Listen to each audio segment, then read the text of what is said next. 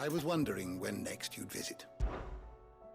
I have compiled some new entries, if you would like to see them. There is a rather fascinating excerpt I've been meaning to show you.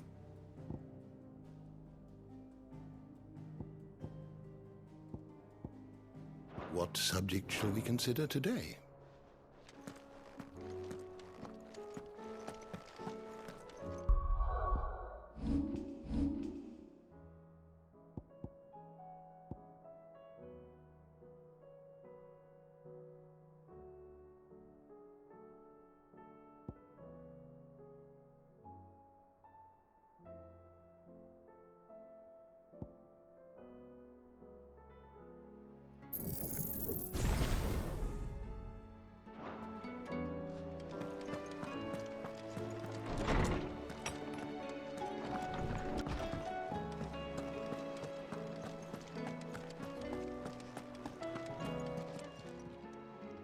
I got your note. You think something's wrong with Torgal? So you can read. Congratulations. But I didn't say I were wrong with him. I said something weren't right. He's not been eating me treats. He used to love cracking the bones from Molly's boiled brown, but now he won't so much as look at 'em. Didn't like him. Which is why I'm of a mind that his mind's on something else. You've not been working him too hard, have you? No harder than usual.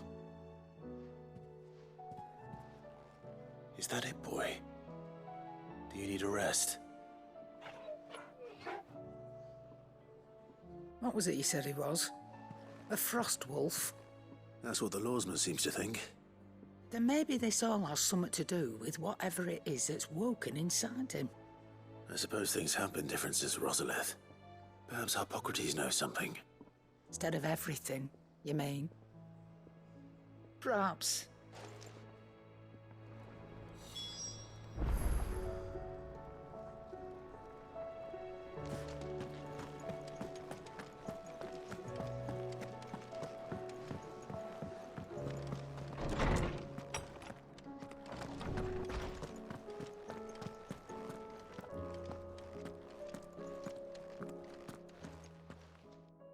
Lawsman, I need to ask you about Torgal. Something's not right with him. He isn't ill, is he? I don't think so. But according to Lady Karen, he seems to have lost his appetite, which is certainly a new development. She says he's hardly been touching his bones of late, and she believes it may have something to do with what happened at Rosalith Castle. I rather think she might be right, though not about his appetite. All canids are instinctively inclined to crack open bones for the rich marrow that resides within, and I see no reason why a frost wolf should be any different. Accordingly, I suspect it is not a lack of appetite that afflicts Torgal, but a surfeit of it. If we assume that his newfound magics require additional nourishment to sustain, it may well be that the bones Lady Karen is accustomed to providing are no longer sufficient. Frost wolves, after all, habitually prey upon far larger animals, whose bones may yield altogether different nutrients.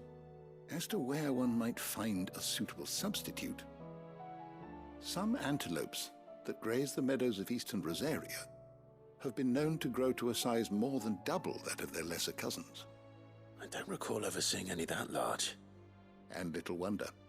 The oldest and largest such creatures rarely leave the safety of the highlands for fear of predators. The last elder antelope sighting I recall hearing about took place near Cressida, and that was long before the village was abandoned. Even so, it seems like a good place to start. Good hunting, Clive.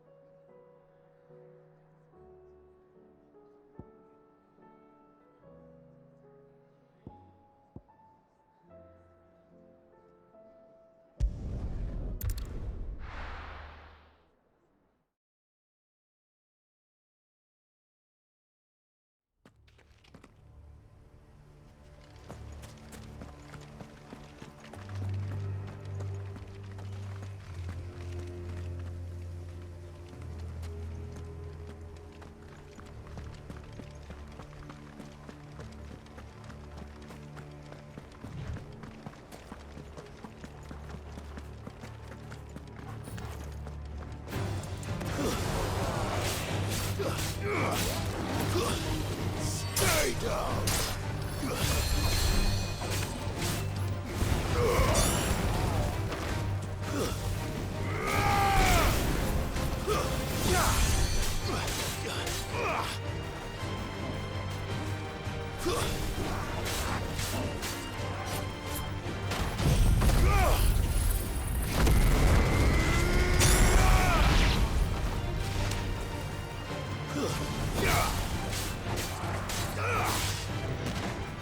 Nice try.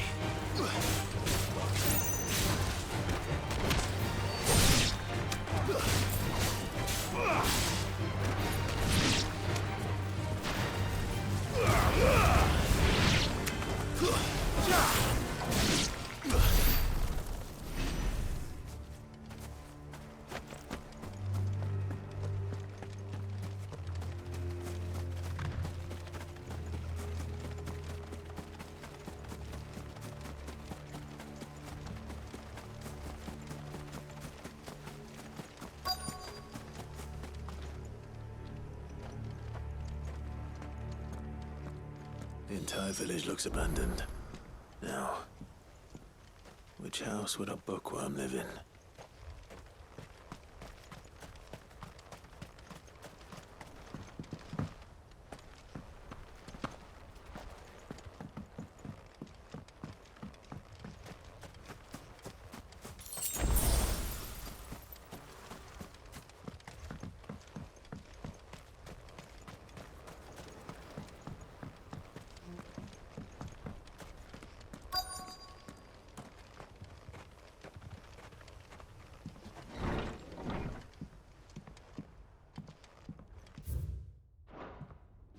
This is a Royal Army logbook.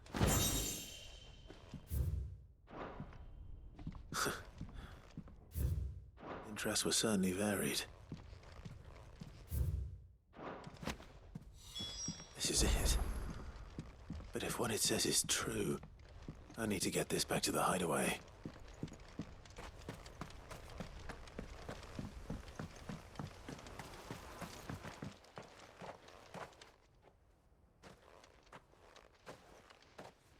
Leaving so soon, stranger?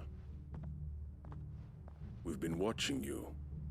From a distance, so to speak. Subtle. I know who you are. Then we need not waste time on introductions. Hand me the book. Leave it in our care and return to your life. Your care? Do you mean to burn it or bury it? That is not my decision to make. But by one means or another, its contents shall be removed from the common record. Then I'll have to politely refuse. I won't let you erase our history. Then we find ourselves at an impasse. Very well. The book can just as easily be pried from your dead hand.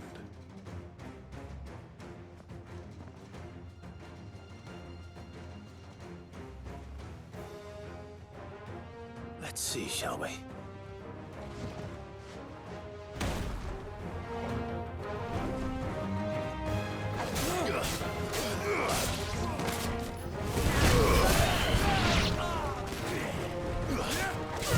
Too slow.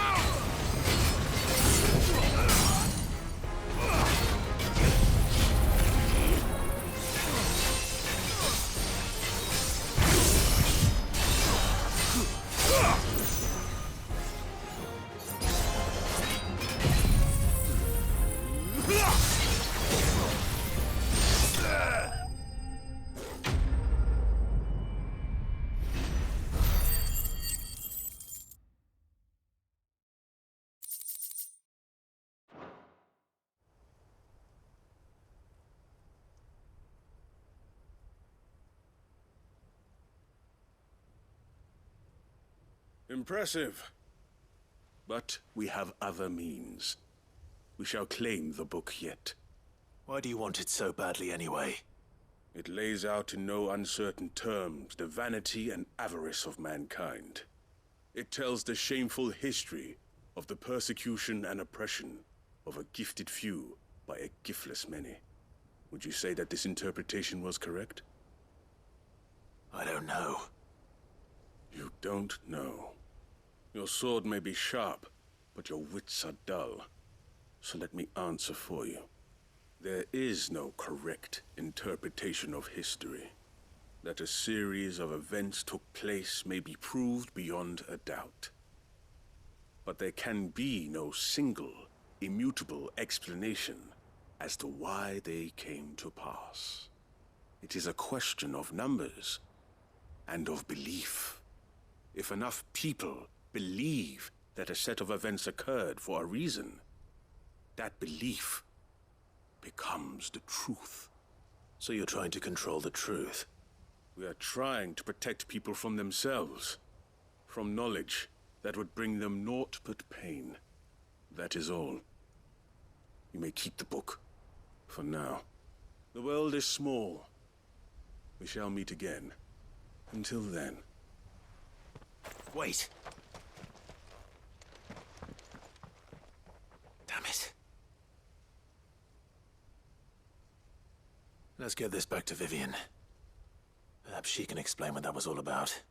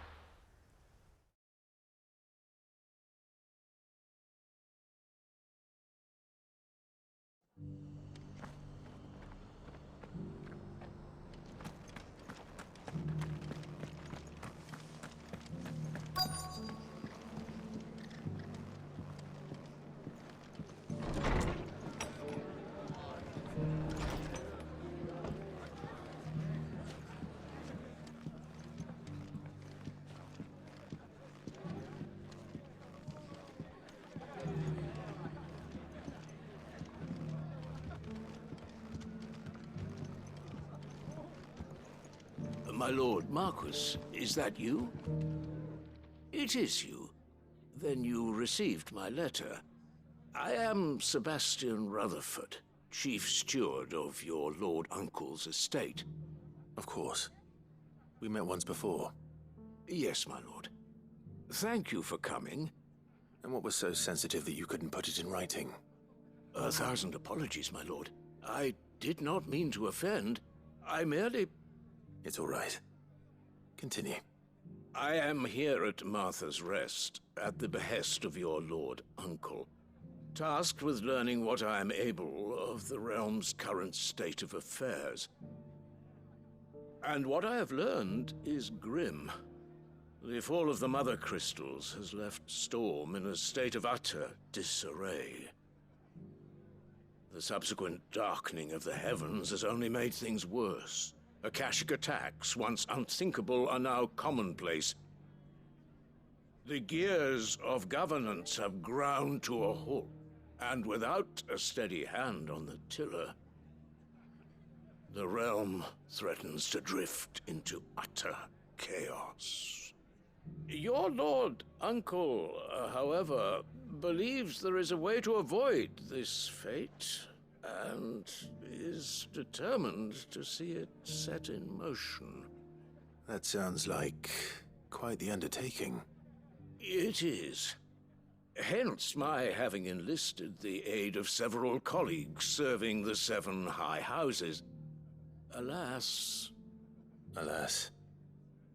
I have lost contact with 2 of those colleagues already. They are both able-bodied and trained in the sword, yet in these dark times, even that may not prove sufficient to keep a man safe on the road. So you want me to find them? I'll need to know where they went.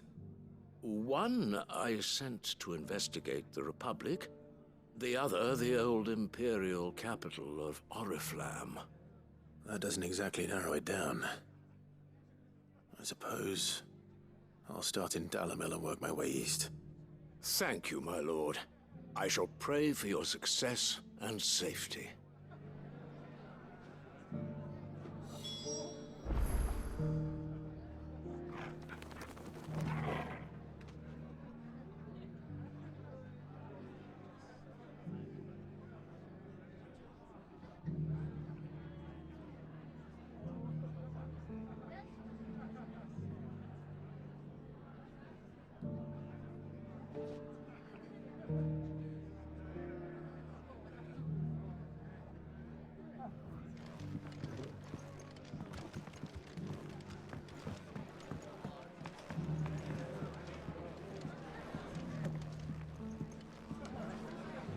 Ah, Clive. Just the man I was hoping to see.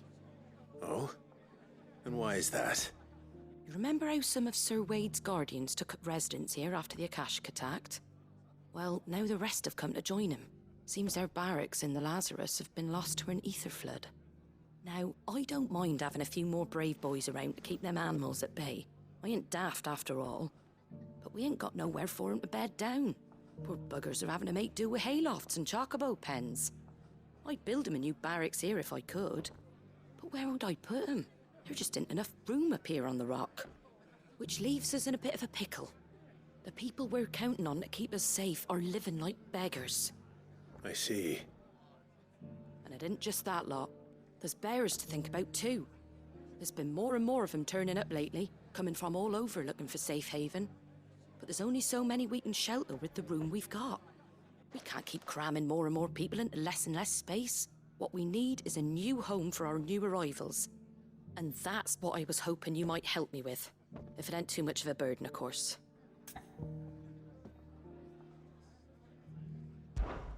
It's no burden. Thank you, Clive. So, where were you thinking of making this new home? Well, I reckon we could do a lot worse than Eastpool. Eastpool. It's been a long time since I thought about that place. It was a tragedy, what happened. And if any of us could have done anything to stop it, we would have. But what's done is done. And those who lived there wouldn't have wanted the village they loved to be left in ruins. I suppose you're right. The blight might be pressing in, but I reckon it's got a good few years left in it yet. There's just one problem.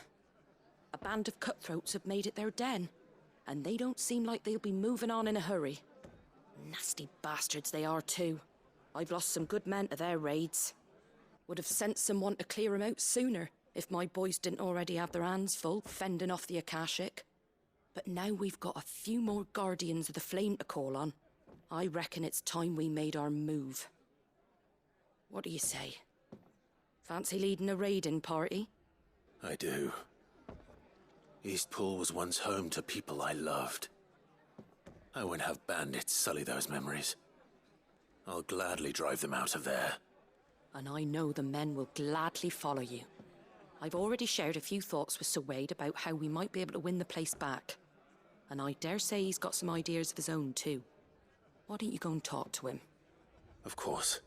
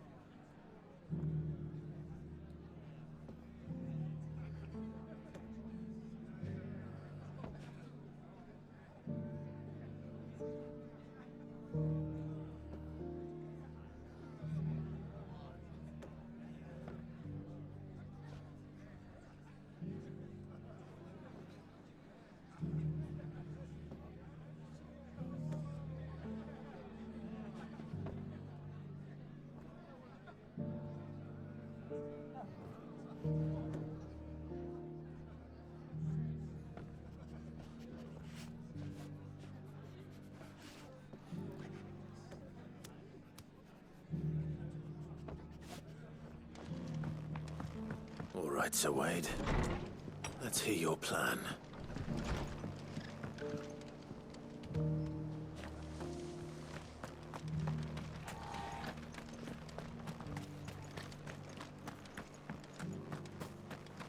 I'll build a barricade so sturdy, even a bandit. Scouts have reported seeing more Akashic.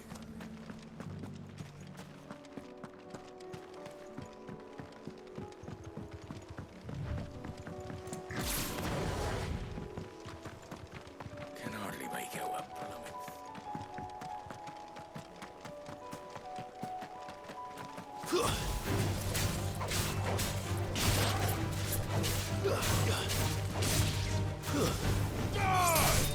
Farewell.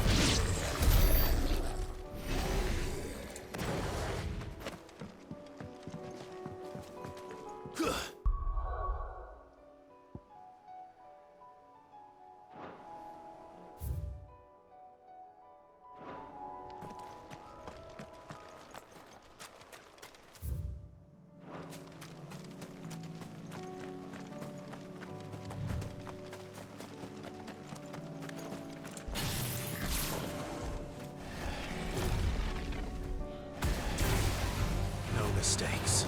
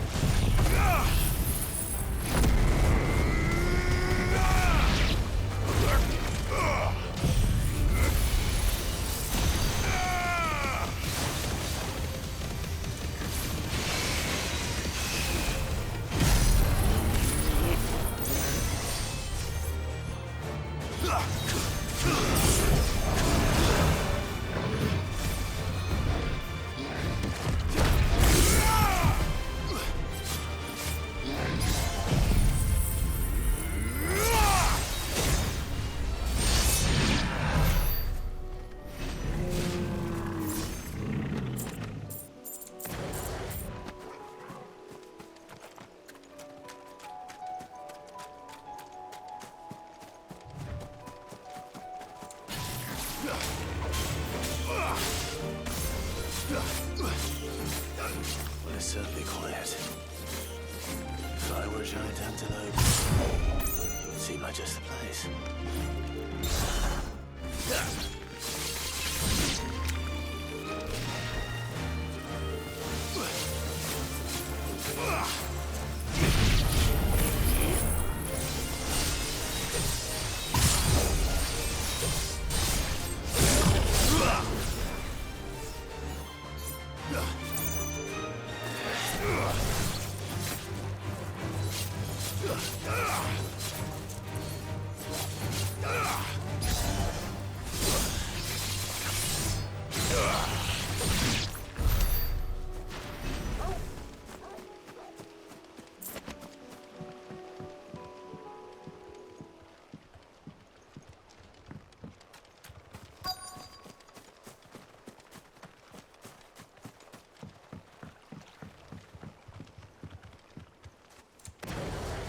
I doubt we'll find one bigger than that. You hungry, Torgal?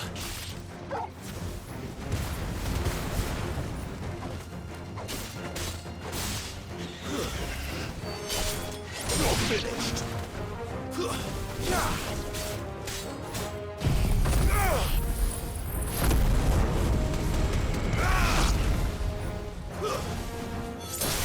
It's over.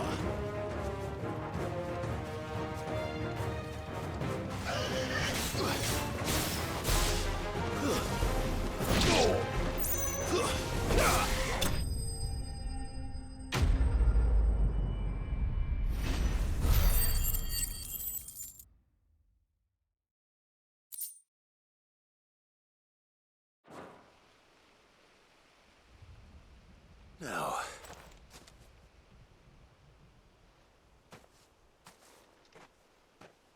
will it be enough, I wonder?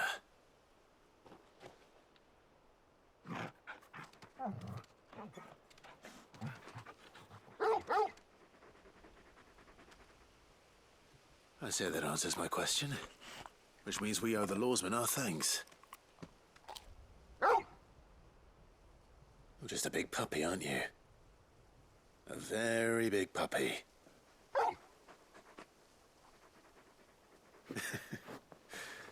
You do know you can take that with you, Torgal.